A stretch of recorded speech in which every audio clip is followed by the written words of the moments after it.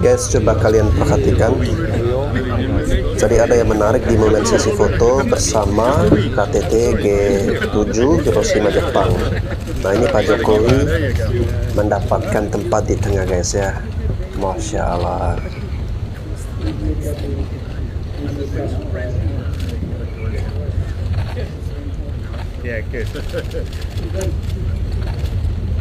Luar biasanya presiden kita ini ya, guys. Sebegitu disegani, dihargai, dihormati, mereka menyisakan ruang di tengah untuk Presiden Republik Indonesia Pak Jokowi.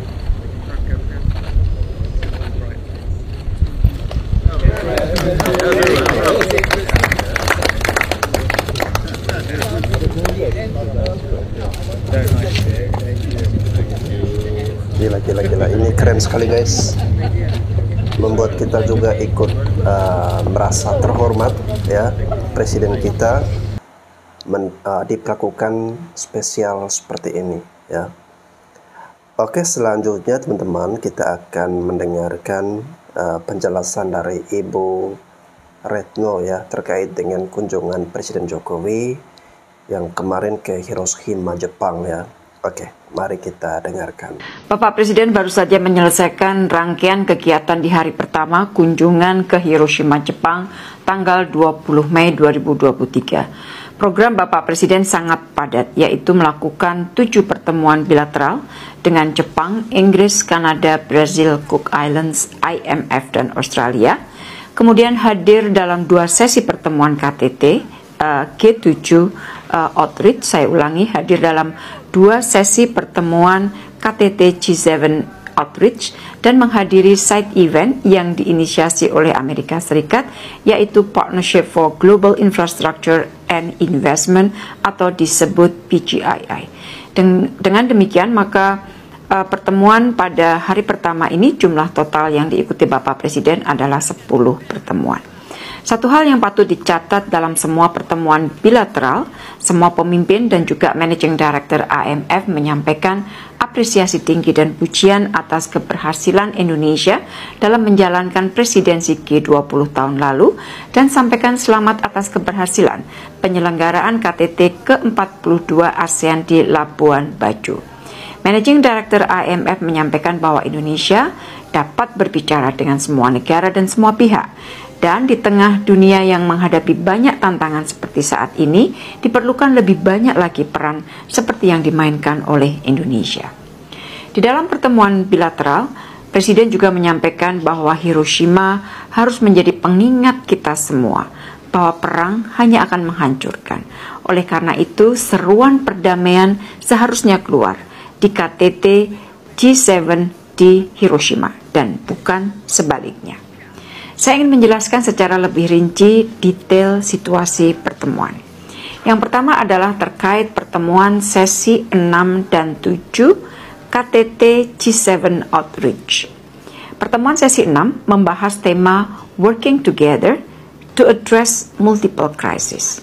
Bapak Presiden mendapatkan kesempatan berbicara pertama dan menyampaikan pernyataan secara straightforward dan menekankan pentingnya kolaborasi global yang setara dan inklusif. Masalah kesetaraan ini menjadi penekanan Bapak Presiden. Presiden juga menekankan kebijakan monopoli dan diskriminasi terhadap komoditas negara berkembang harus dihentikan. Setiap negara memiliki hak pembangunan atau right to development dan hak untuk mengolah sumber daya alam untuk menghasilkan nilai tambah juga harus dihormati. Presiden mengatakan sudah bukan zamannya lagi bagi negara berkembang hanya menjadi pengekspor barang mentah seperti di era kolonialisme. Lebih dari 270 juta rakyat Indonesia yang menjadi jangkar perdamaian, demokrasi, dan pertumbuhan ekonomi di Asia Tenggara dan Asia Pasifik harus sejahtera. Ini bukan berarti Indonesia menutup diri, melainkan Indonesia meningkatkan kerjasama atau melainkan Indonesia siap meningkatkan kerjasama, namun dalam bentuk lain yang lebih setara dan saling menguntungkan. Itulah pesan pertama Bapak Presiden di sesi ke-6.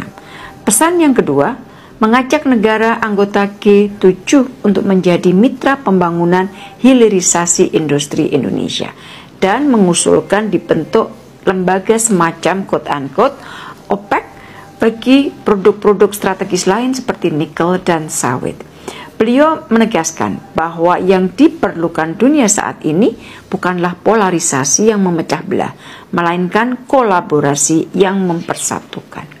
Negara G7 memiliki peran besar dalam menciptakan kolaborasi yang konkret dan setara. Kesimpulan yang dapat diambil dari pembahasan sesi 6 antara lain, adopsi Hiroshima Action Statement on Global Food Security Resilience. Kemudian di dalam diskusi itu banyak sekali pihak yang menekankan pentingnya universal health coverage. Para peserta KTT juga mendorong kerjasama pembangunan dan mobilisasi sumber dana swasta untuk pencapaian SDG dan mengangkat kebutuhan untuk mendorong investasi konkret PGII dan reformasi Multilateral Development Banks. Rekan-rekan media yang saya hormati, saya beralih ke pertemuan sesi 7 yang membahas tema Common Endeavor for a Resilient and Sustainable Planet, including Climate, Energy, Environment. Pesan penting yang disampaikan Bapak Presiden dalam sesi 7 ini adalah pertama, perlunya mengubah pendekatan dalam mengatasi perubahan iklim dari burden shifting menjadi burden sharing. Semua negara harus berkontribusi sesuai kapasitasnya. Komitmen Indonesia sangat nyata, antara lain dengan meningkatkan target penurunan emisi nasional sebesar 31,89% dengan kemampuan sendiri dan 43,2% dengan dukungan internasional. Komitmen ini harus didukung dengan kemitraan yang memberdayakan. Namun, Bapak Presiden mengatakan negara berkembang meragukan komitmen negara maju, di mana hingga kini janji pendanaan 100 miliar US dollar per tahun belum terpenuhi.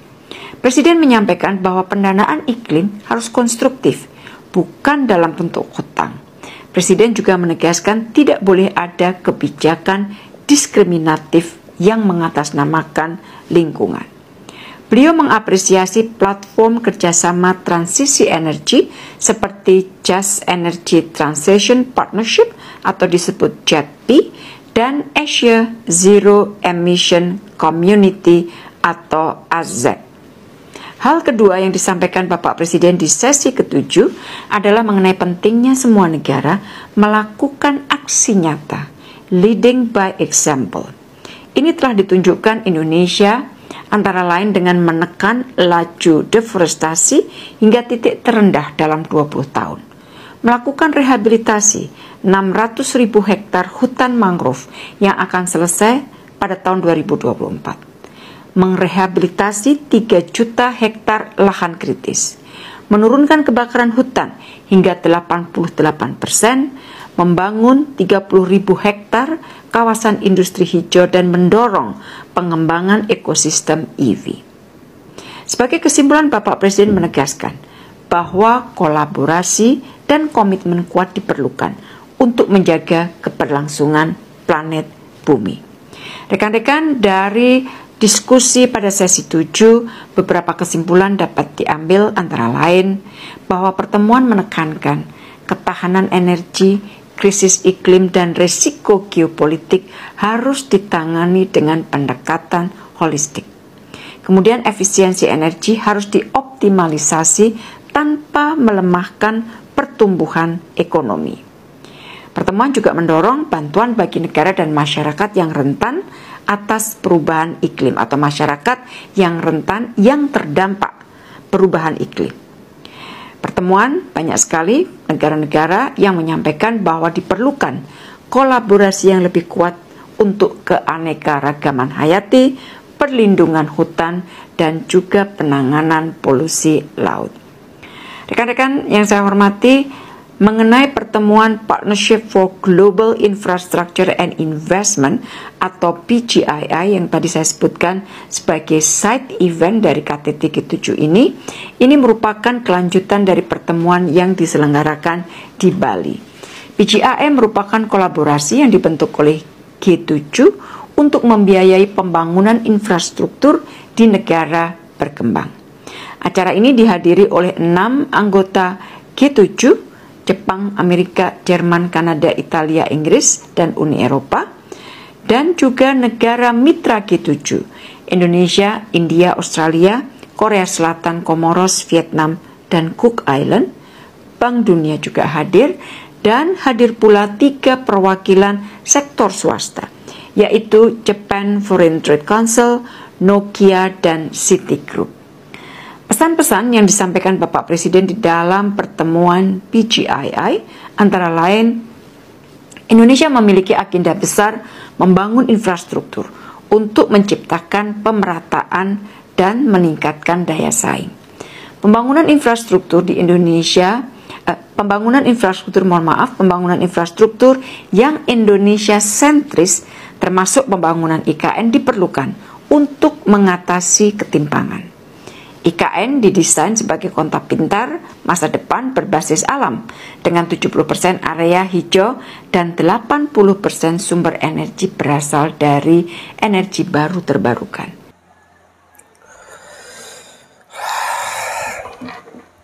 Luar biasa sekali guys penjelasan dari Ibu Retno Marsudi yang menjelaskan tentang kedatangan Presiden Jokowi ke Jepang ya. Saya merinding guys karena ada satu poin yang menarik sekali yang selalu dibawa oleh Presiden tercinta kita Pak Jokowi dalam berbagai pertemuan penting seperti ini, pertemuan global, yaitu beliau selalu menekankan untuk negara-negara besar, negara-negara maju ya, untuk menghargai, menghormati hak-hak daripada negara-negara berkembang.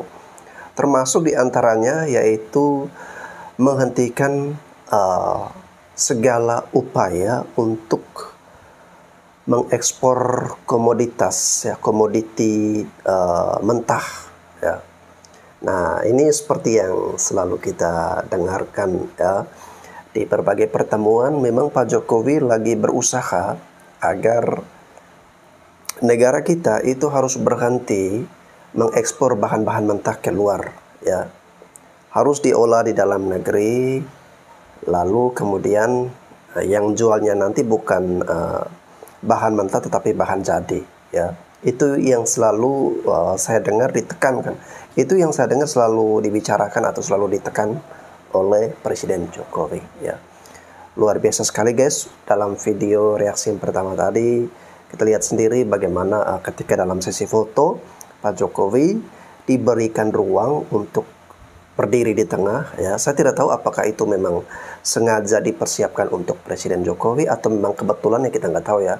Tetapi apapun itu ya, kita merasa bahagia, merasa senang melihat pemimpin kita, presiden kita begitu dihormati, disegani ya, dihargai. Ini juga menjadi nilai kebanggaan tersendiri bagi kita sebagai rakyat Indonesia ya. Artinya negara-negara luar memandang tinggi harkat martabat bangsa dan negara kita. Terima kasih teman-teman sudah menyaksikan video ini. Saya Bastian Sebo, sampai jumpa lagi.